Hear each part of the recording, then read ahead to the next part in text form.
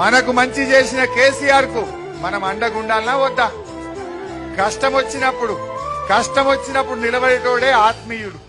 కష్టం వచ్చినప్పుడు మనకు అన్నం పెట్టినోళ్లను మనం దలుచుకోవాలి, మనం నిలబెట్టుకోవాలి. కొంతమంది దొంగలు ఈ గజ్వేల్ల నిన్నటిదాకా మంచిగా పందికొక్కులు లెక్క తిన్నారు, పదవులు తీసుకున్నారు. ఇప్పుడు కేసీఆర్ కు జరంత కష్టం రాగానే దుంకుతున్నారు, కప్పలు దుంకినట్టు. ఆ కొడుకుల సంగతి చెప్పాలి మనం. నువ్వు నీ పదవి కోసం, నీ కాంట్రాక్ట్ల కోసం, నీ మట్టి కోసం, నీ దందాల కోసం, సీక్రెట్ దందాల కోసం మీరు వేయండి బిడ్డ. ఇవాళ ప్రజలు చూడండి, నేనేదో 2-3 వేలు వస్తారనుకున్నా.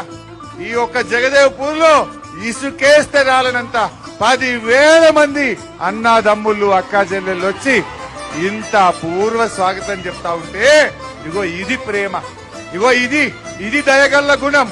ఇగో మా అక్క చెల్లెళ్ళు, నా తమ్ముడు కేసీఆర్ ను కాపాడుకుంటాం, మా అన్న కేసీఆర్ కు అండగా నిలబడతామని వచ్చిన మీ అందరికీ నేను శిరస్సు వంచి మరొక్కసారి పాదాభివందనం చేస్తా ఉన్నా.